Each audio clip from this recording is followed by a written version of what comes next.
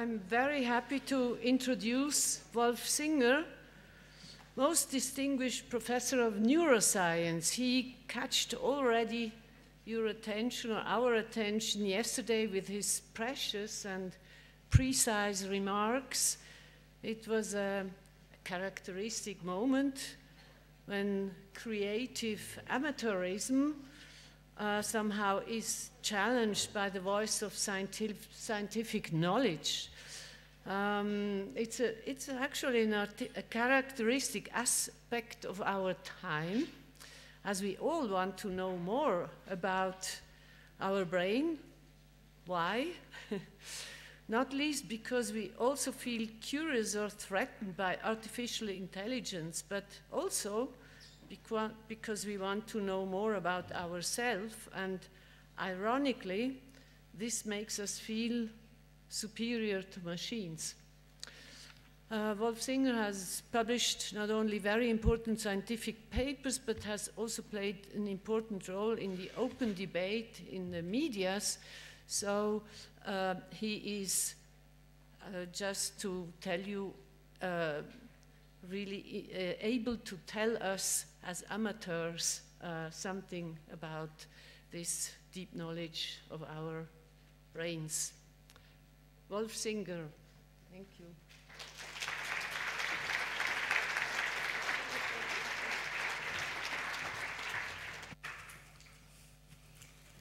So my first words are words of gratitude and thanks. Thank you, Christina, Hans-Ulrich, Daniel, and Philippe. Your lunch breaks must have been great, and I'm grateful for choosing me to come here.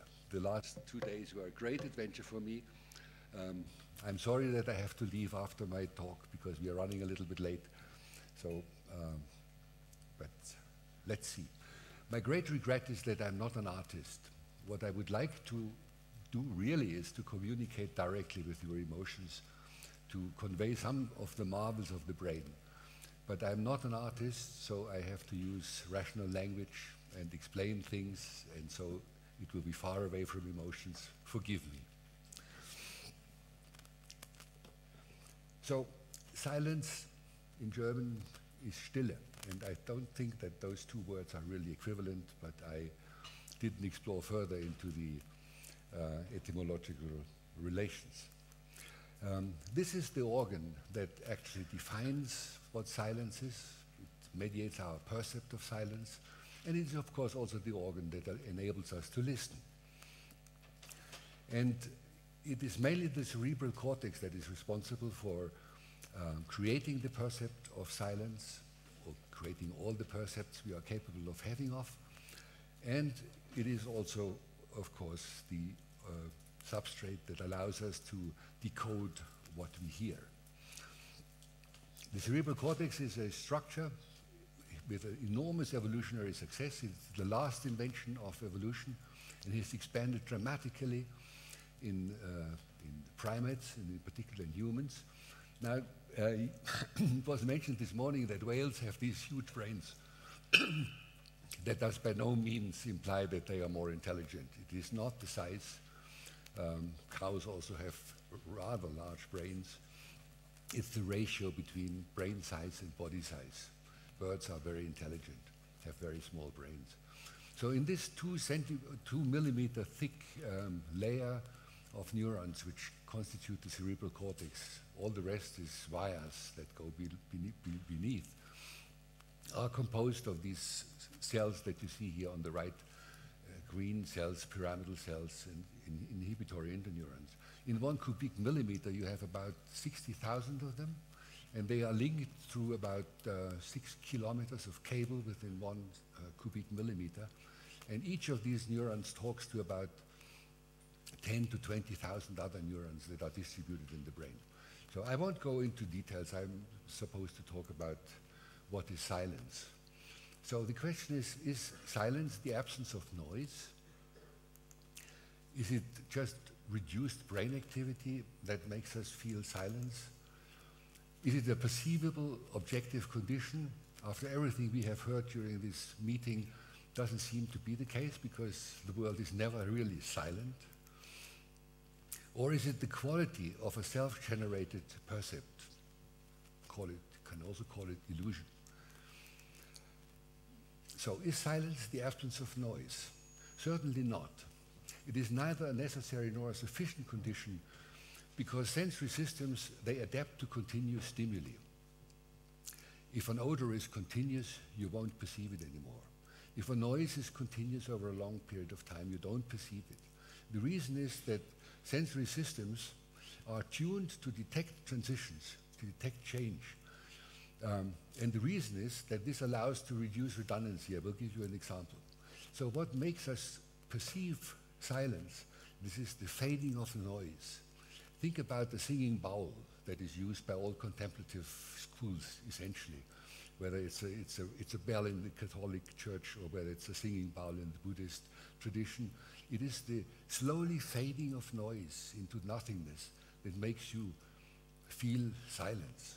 So it's the transition. Why?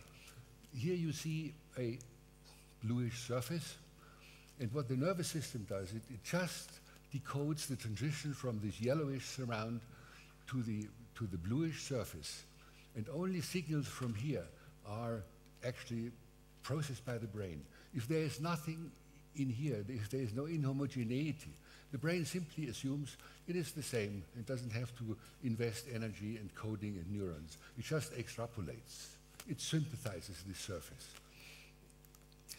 So is silence just reduced brain activity? By no means, because the brain is always active. We have heard yesterday the activity of a sleeping pigeon brain, and it was certainly not silent. So even without stimulation, the brain is permanently active, and in deep sleep it is sometimes more active than it is actually when it is awake and processing information. The brain talks a lot to itself. The environment is only very loosely coupled into this system. So only a tiny fraction of the activity in our sensory systems is caused by stimulation. What the stimuli from the outside world do is they structure the ongoing activity and they leave memory traces. But the brain is processing all the time information that it has stored, and it's just slightly disturbed by what comes from outside. It's a very constructivistic machine, and you will see it in a moment. So is silence a perceivable objective condition? You already know no. Because there are no direct relations between percepts and physical reality. All perceptions of our environment are the result of an active, constructivistic or reconstruction process. I will give you examples. So percepts, so what we seem to perceive as the objective outer world, is nothing but the result of a comparison between fairly sparse sensory evidence. What our sense organs signal is very, very, very little compared with the complexity of the world outside. And we compare this activity with stored knowledge that is in our brain architecture. And the outcome of this comparison is the basis of a synthetic process that produces our percepts, and you will see examples. Here are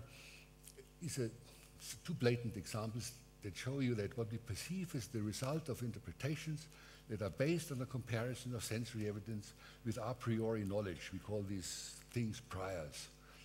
It's a Bayesian theory. So here you see a concave ditch and a couple of convex surfaces. Now, it looks very different. What I have done is I have rotated this by 180 degrees. And now you see the convexity is one of these elements, and all the others are concave. And now watch the convex one. I rotate this now slowly for you. Whoops. And after a while it becomes concave, and all the others become convex. Why is this so? The reason is that the brain assumes that light comes from above, which is a reasonable assumption given that we have evolved without electric light in the past. So if shadows are in the upper moiety of a figure, it's supposed to be concave. And if the shadows are below, it's convex. So you reconstruct the shape as a function of a hypothesis that you have in your brain. You don't know about it, but the hypothesis is light comes from above. Even more puzzling is this example. I claim that the surface A and B are exactly the same brightness. So the same amount of photons comes back from B and from A. Doesn't look like it. So I will show you that this is really the case. I take away a little bit of the context.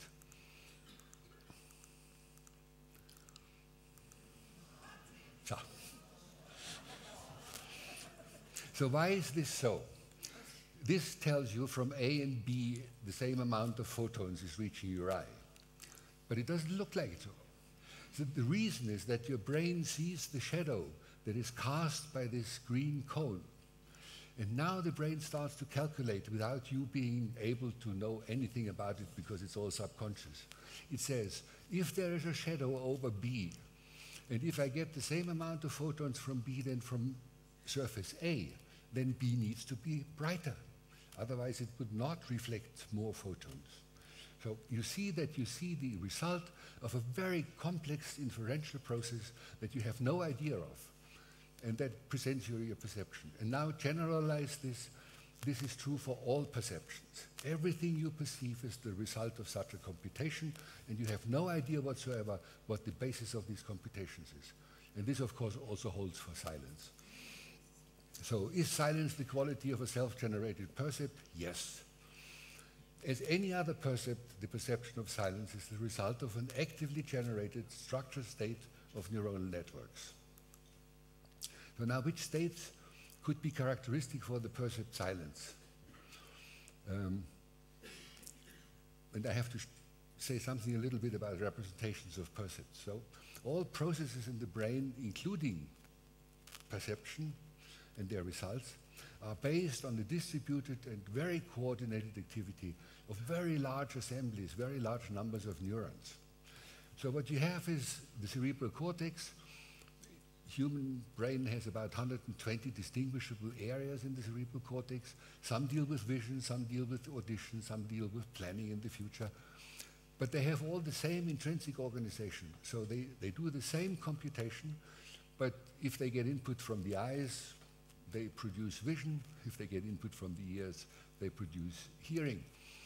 So these areas are now very, very intensively communicating. What you have here is a sketch of a monkey brain, and there's only a small percentage of the areas of the cortex depicted here. So the red dots now stand for the colored surfaces that you have seen in the picture before. So correspond to these individual areas. And the white lines, they represent massive connections between the neurons in these areas, reciprocal connections. And you see this extremely dense connectivity among cortical areas, and it's so dense that if you know your way in this underground map, if you want to get from one neuron to any other neuron in this brain, you have perhaps a direct connection or one or two switching stations, not more. So whenever anything happens somewhere in this system, all the others will know immediately. This is a little piece of art. These are the kind of pictures we get nowadays with magnetic diffusion tensor imaging, so it's a computer tomography, showing the fiber pathways in the human brain of a living human subject. It's just nice, doesn't tell you much, but I thought since this is art and science, I should put it up. So let me take you through a Gedanken experiment to give you a feeling of what the neuronal substrate of a percept is. This is again a graph of the sensory cortical areas of a cat's brain. Ours look exactly the same, just 10 times more of these areas. The black dots stand now for these cortical regions, the visual ones, the auditory ones, the tactiles, and then up there, some of the limbic system, which is the system that adds emotional connotations to what is perceived. So imagine now for a moment that this network, or this brain belonging to a body, looks onto a barking dog that can be touched. Then you get myriads of active neurons in the visual system that code certain features of that dog. its color, its size, its motion, etc. If you touch the fur, you will also have myriads of neurons in the tactile areas that send certain information about features of that fur. And when it barks, the same happens in the auditory system. So millions and millions of neurons in different parts of the brain activated by different features of this animal become activated. And at the same time, the limbic system looks at all this and decides whether this is an aggressive dog or a peaceful dog, whether you should run away or be cuddling it. Question is, where is the dog? Where is it represented? And the answer is there's no single place in this brain where you could pinpoint the representation of a dog. What you have is a largely distributed, highly structured, spatiotemporal pattern of activity. It's a cloud of activity which is specific for this dog. I have to stop here because there are many interesting questions that should be discussed now. But remember, a percept is a very complex spatiotemporal pattern of highly distributed neuronal activity. It's not further reducible. So, which of these states could be characteristic for the percept silence? Because it's also such a percept. It's not dog, but it's silence. And now I start to speculate because we don't really have a clear idea of what it is. But there are some hints. It could be states that resemble epiphany, having found a solution. And we know those states. They are related to the Heureka experience. These states are characterized by high stability, fairly low variability over time, a high degree of coherence, and for the specialists, it's a low-dimensional limit cycle. I guess the architectures know about this. And then what is also important is that there is a lack of ambiguities. The system has a solution, and it sticks to it. And there is also a lack of error signals. The brain has structures inbuilt that are capable of detecting inconsistencies, and then they send error signals, and they are disturbing. You see what your system likes to do. If you look on the right side of this picture, you see all the dragons, the white ones, walking to the left, to the right, and if you concentrate on the left side, you see the black dragons walking to the left. Now try to see them at the same time. You can't. You either settle for the white ones or you settle for the black ones. So the brain looks for coherence, it looks for consistent solutions. In cases like this, the brain is at a loss because there is no solution in 3D space for such constructions. And in this case, the brain is uneasy. It becomes restless, it migrates between different states, and error signals are emitted and tell the brain, keep searching, keep searching, keep searching. But in this case, it won't work. So how does the brain know when it has a consistent state? There must be something in the brain that tells the brain, now you have a solution, now you can stop searching.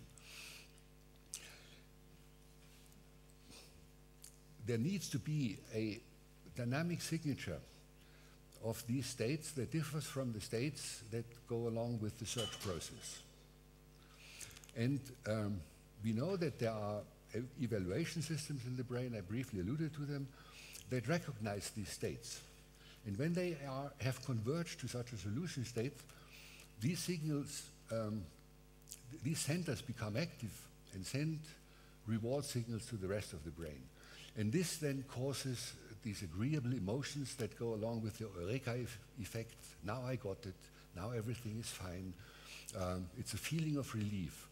And I would like to propose that it is something of that kind that goes along with the percept of silence. I will give you more examples that make this perhaps more plausible. So these are these centers, they are in the depth of the brain, they are evolutionary, very old, because brains always had to find out whether they had a solution or not, because they can't rely on the world outside. They have to find from inside what is consistent and not consistent. So if silence is such a constructed percept, then it should not be restricted to the auditory domain. It should also be inducible by other means than just fading noise. And in this case, one would address this percept as inner silence. It has been mentioned yesterday, and I think this is what happens in any case once silence is perceived actively. So what are the conditions that are capable of inducing this experience of inner silence? There have been examples with minimalist music. Esoteric music also aims for those states. John Cage, of course, we heard it we didn't hear it yesterday. But also the haptic system can, of course, transmit the percept of silence and calmness, like tenderness, gentle strokes. Views of calm scenes have exactly the same effect. The inner states are always the same. And then, of course, all the contemplative practices which... You think I'm getting dry? Yes. Inner silence is needed. Thank you.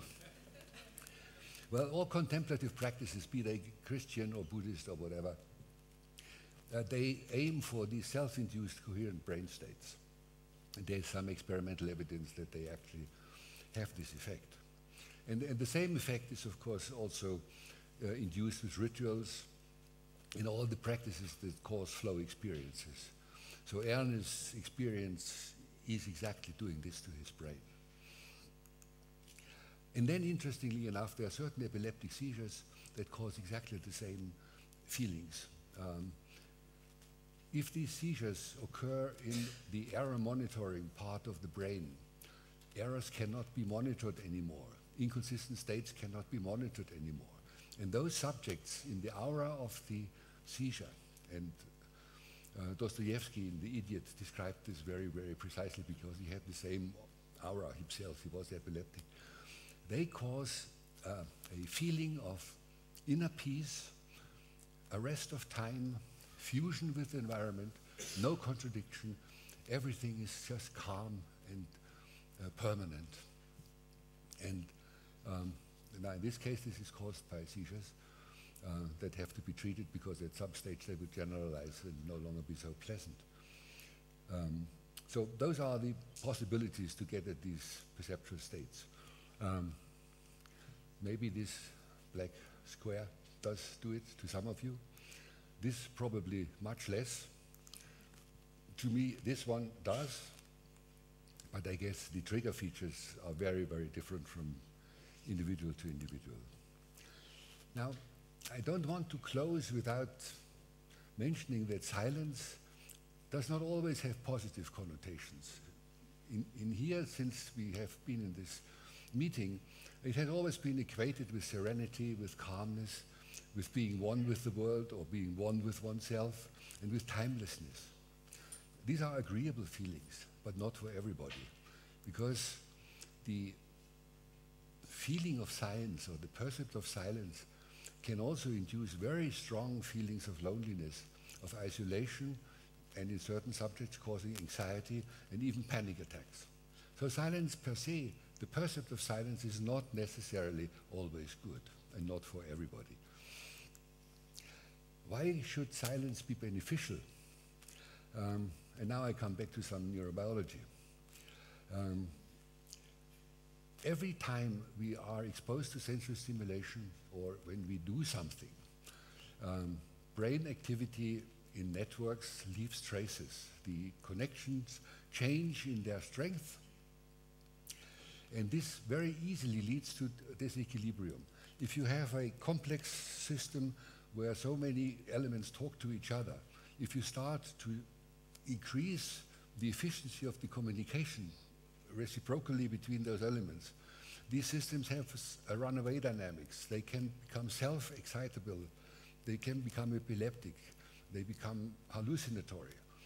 And because of this danger, during sleep, the system is recalibrated.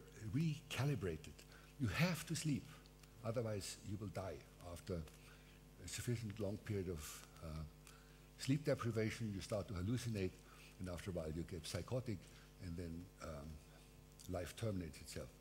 So this recalibration needs to occur, and it can only occur if sensory input is blocked away. And this is what happens in sleep during certain sleep phases. Yesterday it has been mentioned during the rapid eye movement sleep, the REM sleep, which is one part of the sleep cycle. All the afferents are cut away except the auditory one in order to hear the tiger who comes in the cave. So this channel remains open, but all the others are closed, and also the effectors are closed. There's a storm of activity in the brain, but you don't see it because it can't manifest itself. If we would not have this inhibition, you would jump around in the night and fall out of the bed and be a problem for your partner. So the brain needs to be cut from its environment, from a sensory stimulation, in order to be able to recalibrate all the changes that have occurred during the day. It gets normalized again. The brain shrinks in the night. There's more space between the neurons to get rid of the waste. And the efficiency of these many, many connections gets scaled down by keeping the proportions constant. Now, something similar can also happen in awake states when the brain is tuned in a way that makes it possible to isolate it from outside and to have a certain network active, which we call the default network. I mentioned that yesterday, I think, in the contribution after a talk. There is a network in the brain that is not dealing with the processing of sensory input or with the programming of output, but this is a network that keeps the homeostasis of the body and digests mainly input that comes from within the body, and it is the substrate of, some people say, the self, or, well, that's what rests if you are isolated completely, but still know that you are conscious and that you are an individual. And when this network is undisturbed, these calibration processes with all likelihood can continue even though you don't sleep. So it has a beneficial function. The prerequisite is that there be little stimulation from outside.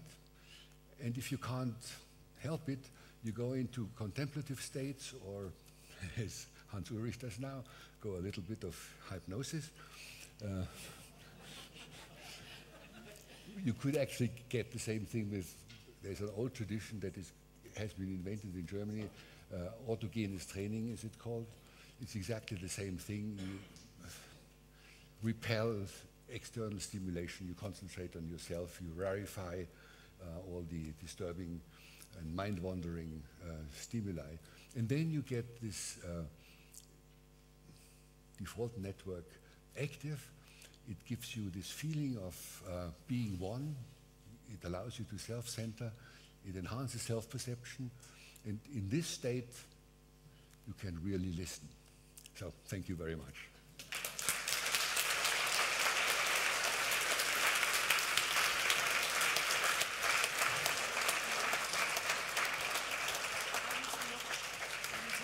Yeah, yeah. Thank you. We heard that Wolfsinger has to catch. It's okay. No, it's okay. I was fast. Okay, but so I'm sure you have many questions about shrinking brains and other phenomena we have heard of. Brain and mind are two different things. So what's the relationship between brain and mind? Huh. Well, that's one of the most difficult and unresolved questions that we cannot really answer. It's the phase transition between the material processes in the brain and the subjective qualia, the intangible, immaterial results or contents of our perceptions. What we can do is we can give the catalog of prerequisites that need to be fulfilled for a brain to be conscious and to be able to perceive and to talk about. What we cannot is to define what it is, what consciousness is, partly because this term is so ill-defined that one should actually not use it. One should use the adjective, conscious processing, non-conscious processing, and stuff like this. We have no canonical response to this. My personal take is that it will not be possible to explain the phase transition from the material to the immaterial without encompassing in the explanatory scheme the cultural evolution. Yeah, and this is getting us a little bit too far, but just to give you a glimpse of what it could be. At the time when we were sitting in those caves and had dinner together, people were sitting around a fire and we were talking about what they perceived. And they perceived, for example, that there are some people here greedy, while others are liking to share, that there are some who run away from tigers and others attack, so there are some brave people and so on. This shared experience finally led them to find words for those immaterial properties, greediness, etc., fairness. So they brought something into the world which is immaterial, but perceivable and shareable. And we call this social realities. And these social realities are extremely mighty. These are the contents of belief systems. They made us erect cathedrals because we believe in something that we have to do. So you see how mankind, through reflection, through dialogue and shared perception, created an ontological level on top of the material level that is immaterial. And my hunch is that the concept of qualia and consciousness and all these immaterial properties of our mind is a construction of that kind, is a social reality. And therefore one cannot explain all those phase transitions from material to immaterial simply by doing brain research. That won't work, but if one embeds what we know about the brain in this world of social realities, then it might work. But it's a project.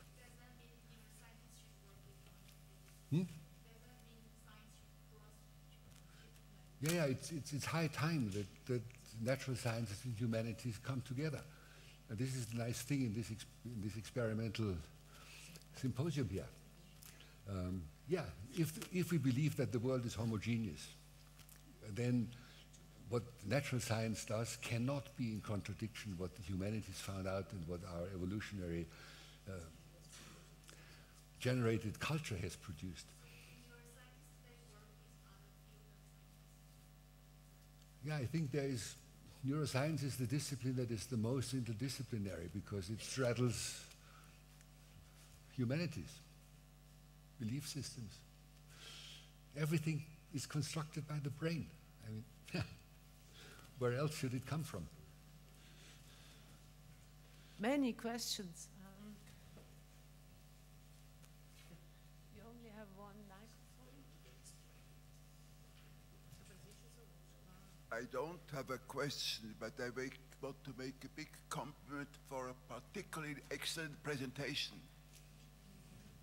So I don't have to answer.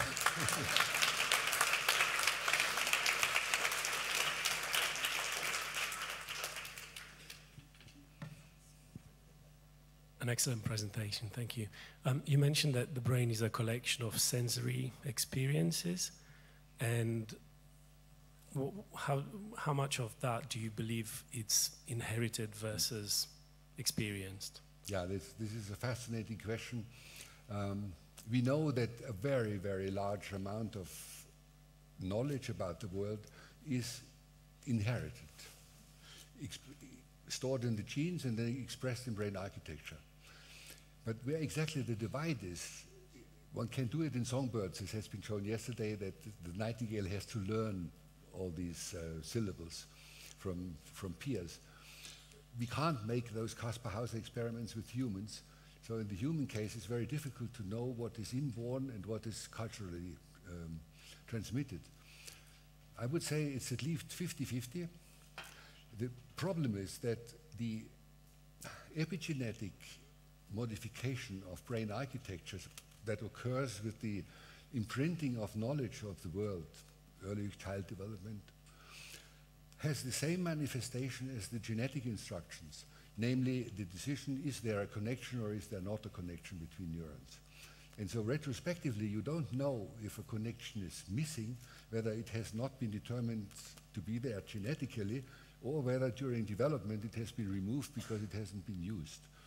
So we don't know exactly, but yeah, both are very, very important. And it's for sure that a baby that is born is not a tabula rasa on which experience can inscribe anything. It already knows a hell of a lot of the world. Another?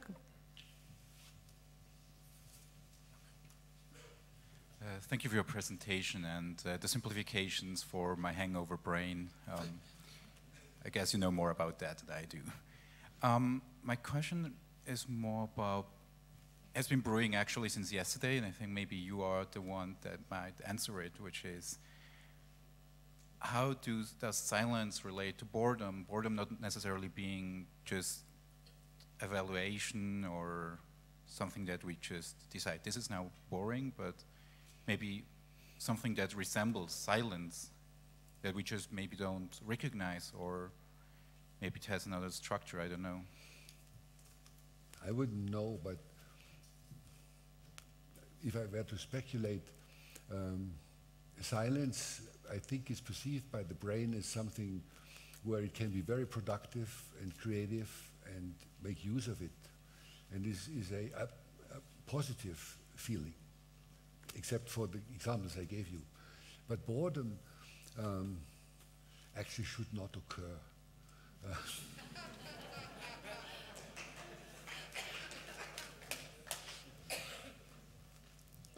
Now we have to cross the room with the microphone. Oh, pronto. Now there's one. Okay. I have a question with Rose connected with the tinnitus. There is one, we don't know a tinnitus now what it is, only one explanation. There are plenty, but one of them is very interesting. It is when the brain has perceived a moment of no information, no noise, let's say.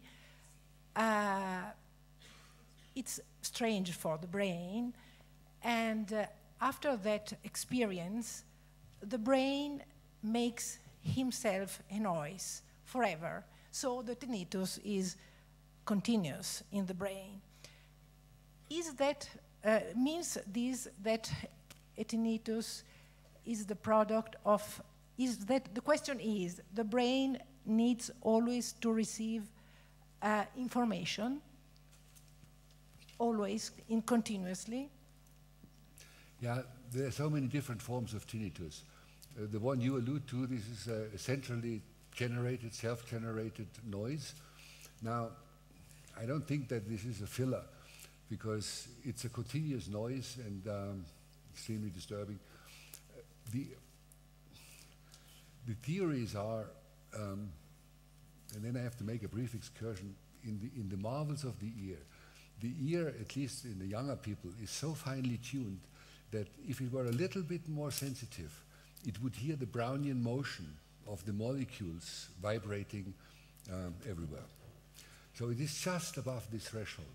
So this shows you how extremely sensitive the ear is, and it can only be that way because it is actively innervated from the brain itself.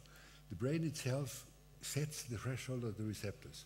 So if something goes wrong in this very, very subtle equilibrium, which in elderly people starts forcibly because they lose receptor cells and then things get out of equilibrium, then you start to get these self-generated filling in noises. They can be cochlear, they can be so strong that you can hear them from outside, but they're also centrally generated ones. But it's always the compensation of a loss. In that case, you are right. But it's not that the brain can't endure silence. I think it would rather not have the tinnitus.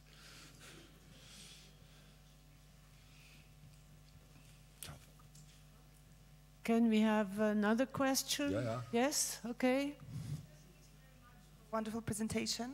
I wanted to refer to our conversation yesterday when we spoke about meditation, and you said it's possible there are cases that it could bring to psychosis. Would you please explain how this opposite effect could happen? Well, this is known to all teachers of meditation and also the coaches of these weekend tours where people are immersed in silence and so. If you are in danger, if your brain is susceptible to getting out of equilibrium, and if one suddenly starts to change your perception dramatically, like in certain meditation practices, you are not allowed to have eye contact, there is no communication between the other people, that can be very scary and can get you slip into psychosis. The same can happen when you induce a deep meditative state in yourself, that you disturb the equilibrium of a highly nonlinear dynamical system that just goes across over the tipping point. So there are side effects, and when you ask in a greater public of contemplatives, people who are hooked up to this, whether there are some who had aversive effects after it, you always get people coming up and say, yeah, it was dramatic, but it worked out. So all manipulations of your mind are not without side effects. Hans-Ulrich.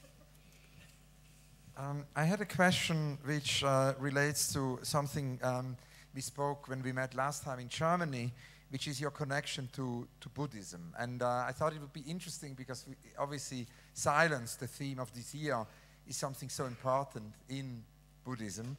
And you have collected your conversations about Buddhism and neuroscience with Matthew Ricard. It's something which was an 8-year conversation and led to a book. And I just thought it would be nice for the context here of these Engadin Art Talks on Silence to hear you a little bit about this aspect of your work, how you connect Buddhism, neuroscience, and silence. Yeah, this was an epistemic adventure. I think we both wanted to know whether the wisdom that the contemplative practices, which are considered as a science from the first person perspective, they try by looking inside to find out what it is about the mind. And the neuroscientists, they look from the third person perspective from outside, and they do experiments and analysis, and then we wondered whether the conclusions are the same, whether what they find is what we find. And the answer is yes and no. There are certain aspects where the world models that the Buddhist philosophy, it's not a religion, it's a philosophy, has developed are closer to what neuroscience has found out. So this is self-organization, is the constructivistic nature of perception, and it is the connectedness. I think there the neuroscientific evidence and what the Buddhist all contemplative techniques found out is more similar than the Cartesian view of how the brain works compared to modern neuroscience. So there they are closer. Problems arise as soon as it becomes what we would call, from our perspective, transcendental or metaphysic. The idea that consciousness is the primary source of everything, and that it is preceding everything else in the world, into which we then develop. This is the Buddhist stance. This is, of course, not compatible with what neuroscientists would say, because they would say consciousness is an emergent property of neuronal processes and not vice versa. So here we have a problem, and we couldn't discuss that problem because you can't disprove a metaphysical stance. So it's not amenable to scientific argument. Like also the idea that is very much in the Eastern traditions popular, that reincarnation, for example, that you have already been here once with all your properties in your mind. Doesn't work with neuroscience. And what also doesn't work with neuroscience is that Mathieu would, without knowing that I'm here now, be able to communicate with me. but this is an integral part of some of these worldviews, that there is this overarching consciousness to which everybody is participating, and so they have these long-distance communication systems that are much more efficient than this one. So You speak about telepathy. we in the West, we call it telepathy, but they would not call it that way. They would call it being part of a very interconnected consciousness. So, something one can believe or not. It's this metaphysics. Hey. The dialectics of noise and of silence seem to me interesting in classical music. From fortissimo to pianissimo, the gap between, and then the role especially important of pausen between. The great composer, I'm also a musician, knew very well about these dialectics. Can you say something on this? No, I'm not a specialist, but I know that some musicians or composers would even say, I compose the pauses, and what I do before and after is just to make them important. Now I have to leave, I must excuse myself.